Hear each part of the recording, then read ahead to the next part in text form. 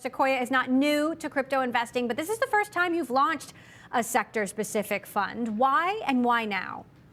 Yes, thank you so much for having me, Emily. It's great to be here. We've been investing in crypto for several years, over 5 years now, and in getting feedback from our founders about the best products to serve them, realized that we served equity-based crypto companies very well with our seed, venture, and growth products, all the way from seed to IPO, but that we could do more for token-based crypto companies. And so this new fund is allowing us to take a more active management role with our liquid tokens, and it'll complement our broader efforts.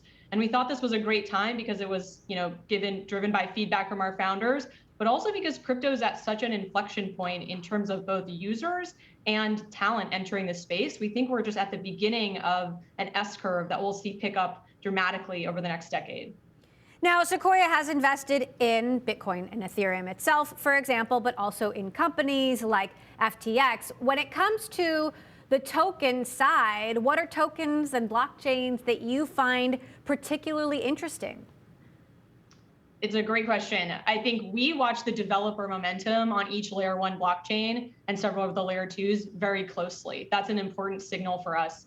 And so Bitcoin has a particular type of community and a particular use case. You see some things being built out with a Lightning network that one of the companies we are privileged to partner with, Square, now Block, is very involved with, as well as then on Ethereum, tremendous applications development in decentralized finance, NFTs, web applications. And then we've also seen a lot of developer uptick on Solana and some newer chains like Avalanche, Near, Cosmos. And so we watch all of that very closely, and that's how we determine where we want to, double down or spend our time in terms of those different ecosystems.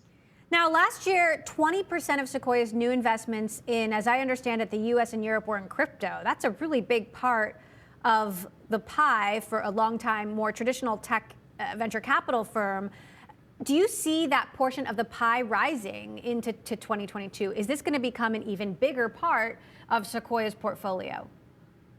I personally do, as someone who spends all my time in crypto. I think there are just tremendously talented founders entering the space, and more engineers, developers, designers who are excited about building in all aspects of crypto. And so I think that will only increase over time.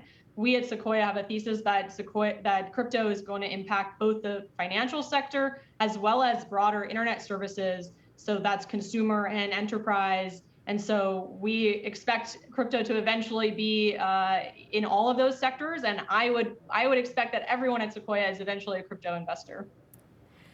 You've talked about how this is going to be very different from traditional venture capital investing. Tell us a little bit more about the fund structure. How are your investments in crypto and the cryptocurrency industry going to be different than what we've seen Sequoia do before? Yes. So what's interesting about investing in more traditional equity-based startups is that you effectively get a piece of paper that says you own a portion of a company, and you don't really do much with that piece of paper over the next several years. You help the company grow, of course, but the piece of paper is sort of irrelevant. In crypto, it's quite different in that if you are getting a token, you can actually use that token to the benefit of the company or the project. And so what we can do now more flexibly is be able to, for instance, stake our tokens to help secure a proof of stake network. We could provide liquidity to protocols and just do a lot more activity with our tokens than you would with an equity. So obviously, we've seen a ton of activity in the crypto space. We've seen the power of crypto to be used to support war efforts in the Ukraine, for example. There's concern about crypto being used by Russians who should be facing sanctions to circumvent those sanctions. What's your take on how the war on Ukraine is impacting the crypto space and where this is headed?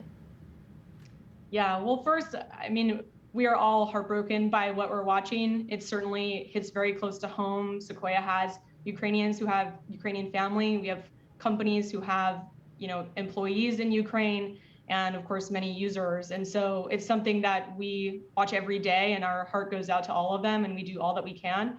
We're really proud of the way that our crypto and other companies have stepped up to support all the efforts. So I work very closely with Sam and the team at FTX. They've gone above and beyond to both donate to Ukrainian users on the platform as well as comply with all sanctions, which they're very capable of doing. It's often a misnomer that crypto companies can't. They can certainly comply with sanctions, and all the companies we work with will. And so we are, and then there are other companies. Airbnb has been, offering housing, and so folks are doing everything that they can to support Ukraine and comply with all of the efforts for sanctions.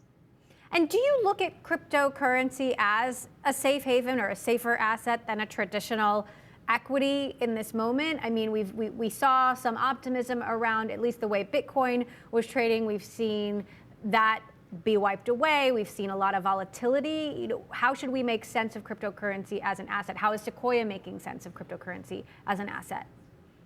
I think we're in this interesting moment where all of crypto gets painted by many investors with a broad brush, when as the world more comes to understand crypto, we'll see that assets are quite different. And so the volatility that you see with Bitcoin, or what you're buying with Bitcoin, is very different than what you're buying with an application token or any other type of crypto asset, whether it's an NFT, et cetera. And so I think you can certainly look at the volatility and you can say, is Bitcoin trading more like an equity? Is it trading more like a commodity? How should it trade? But the truth is that we're just very early in the world understanding Bitcoin and broader cryptocurrencies. And I think the way those assets trade over time will change a lot.